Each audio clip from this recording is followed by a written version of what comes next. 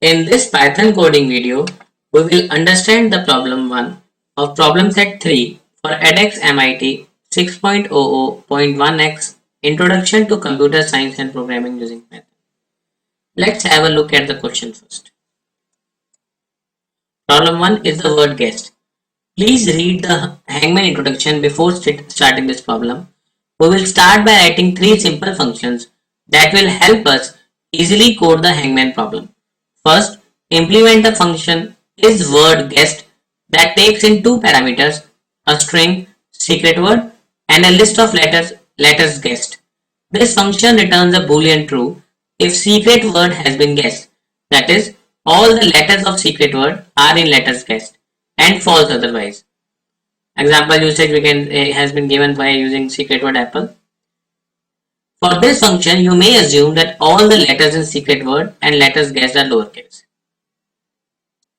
Now before we begin, please understand that there may be several possible ways to solve any given coding problem. The way I am attempting to solve this is just one of the many possible solutions. If you want, you can pause this video here, try to attempt this problem on your own, and then come back to this video to see the way I have tried to solve this. Okay, let's begin. We have been provided some skeleton code on which to build our program. We will not need these other functions and the code when we submit our final solution to the edX grader, as we will need to just submit the function that we write for this problem. But as of now, we will start with this file which has been provided to us.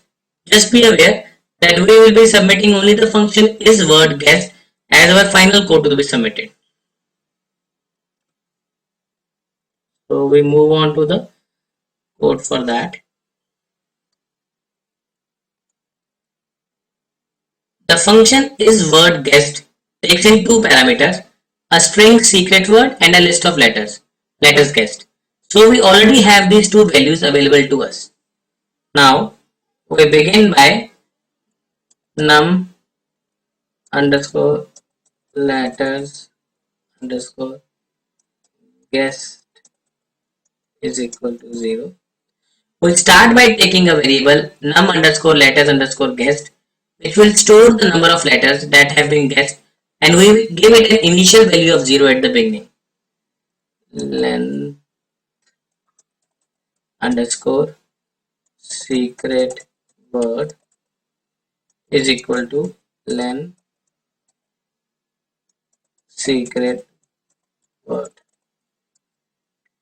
Then we take another value length underscore secret word, which stores the number of characters in the secret word, which we can get by making use of the len function. For letter in secret word colon enter. Next we begin the for loop to loop over the letters of the secret word. If letter in letters guessed, we put an if condition to check whether a letter appears in the list of letters that have been guessed so far, that is in letters guessed. Num underscore letters underscore guessed plus is equal to 1. If the condition is met, then we want to increase the count of num underscore letters underscore guessed by 1.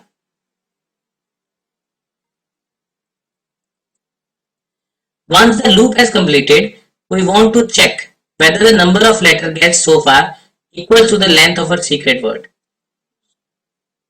If num underscore letters guessed equals length underscore secret word. Because if it is true, then it means that the word has been guessed correctly. Return true. So we return boolean true for this. Else return false. And if our condition is not true, then we would return false as desired by our question. So our function is complete now. But before we submit it to the grader, let's first test it locally. For this, we look at the example usage given in problem 1 and store a secret word with the value of apple.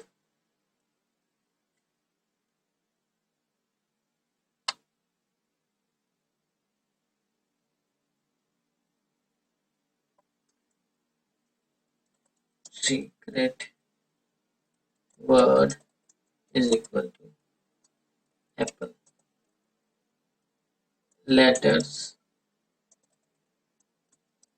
guessed is equal to E I K P R S. And also a list of letters guessed with list elements being E, I, K, P, R and S. Friend is word guessed. Secret word letters guessed. Finally, we make the call to the function coded by as above, passing it the secret word string and letters guessed list as arguments and printing the value thus returned. Now we run the program and we see the output we get is false, which was the desired output. Thus, we have verified that our code is correct. If you prefer, you may also want to test the code further by assigning different values to the secret word and letters guessed and see if you get the correct output. Before we submit the code, we need to make sure that we have deleted or commented out these statements we are using to test our function, and after that only we do our final submission to the edX reader. That's all for this video. Thanks for watching it. If the solution is not clear to you, you can watch this video again. After that, if you still have some confusion or query, leave a comment below with your question. If you are looking for the answer of some particular Python problem, please feel free to mention the same in the comments below. And if possible, we will try to post a video with the solution for the same. If you want us to keep posting more such videos, please subscribe to our channel, like this video, share it with others, and do let us know in the comment section below. Thank you.